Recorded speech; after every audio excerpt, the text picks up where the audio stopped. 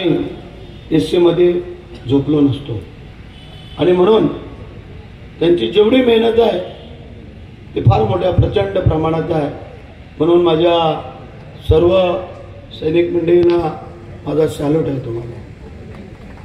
मगाशी कोकरे महाराजांनी आपलं मनोगत व्यक्त केलं, त्यांची फार तळमळ आहे, तडफड आहे, बऱ्याचशा प्रचाराला यावं आणि जनतेला संबोधित करावं म्हणून त्यांनी त्यांचं मनोगत व्यक्त केलं।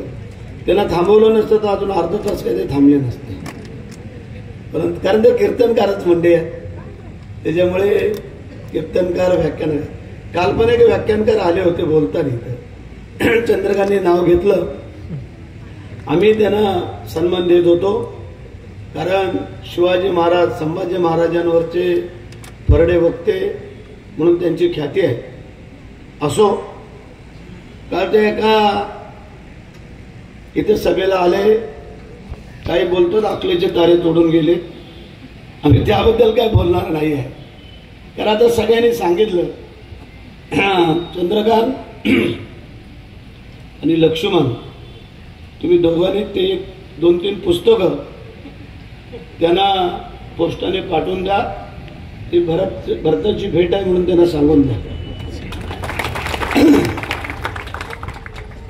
मंडळी, या काही मंडळींना पोलादपूर तालुक्यामध्ये किती ग्रामपंचायती आहेत, किती गावं आहेत, किती वाड्या आहेत आणि किती वस्त्या आहेत हे सांगू शकत नाही आहे।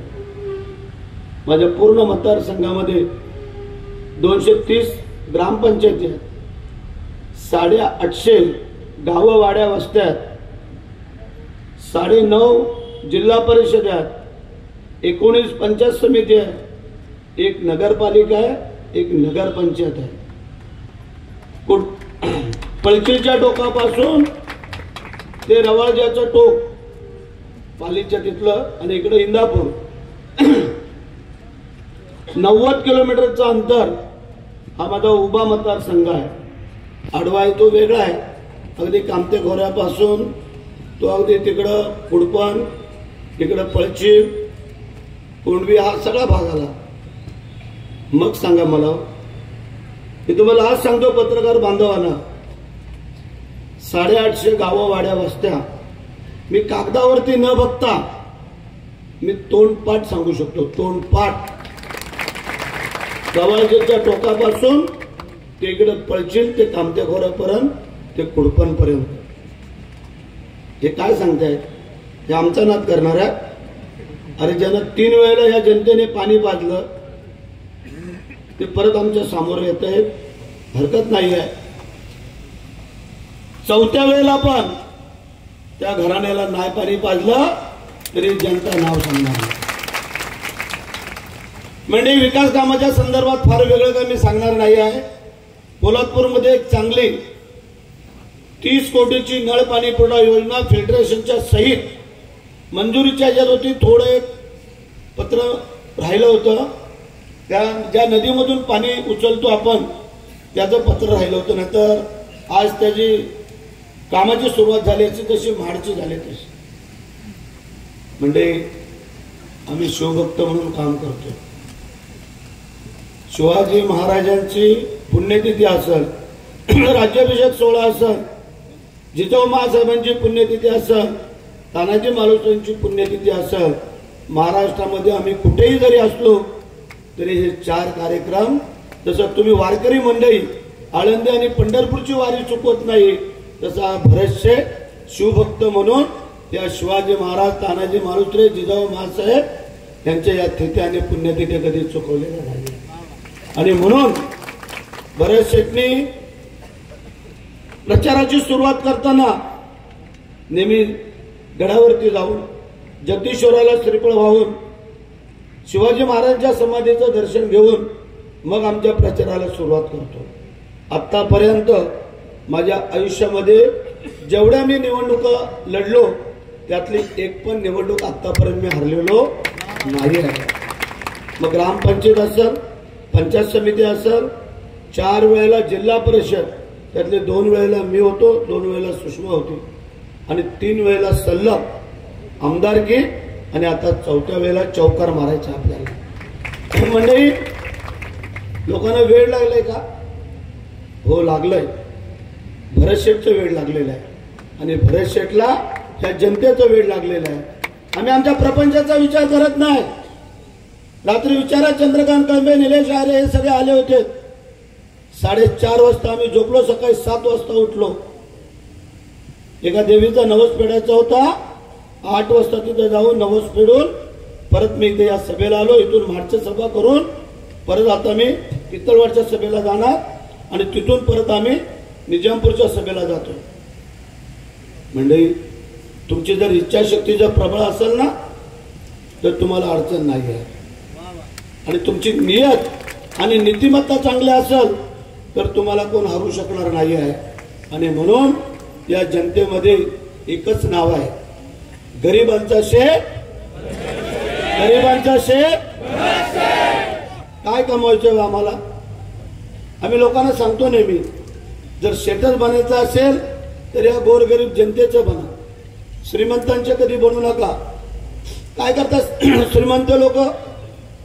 त्यांच्या घरी गेलो का तो गाडी घोडा बंगला बेडरूम बाथरूम किचन सगळं दाखवत बसतात आणि निघायच्या टायमाला सांगतात, अरे थांबा चहा ठेवायची राहिली. अरे वा, त्या बायकोला दिसलं नाही मी अर्धा तास,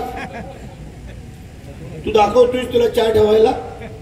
तेच तुम्ही गरीबाच्या घरी जा, लगेच तुम्हाला ती माझी माय माऊली बसायला देणार, तांब्याभर पाणी आणून देणार, लगेच चहा ठेवणार. रात्री उशिरा गेलो तर बोलतील आता आलात ना, जेवा झोपा आणि सकाळी जा. सकाळी लवकर गेलो तर गावी आपल्याकडे न्यारीची पद्धत आहे, न्यारी करा, काय काम असेल ते करा नाही.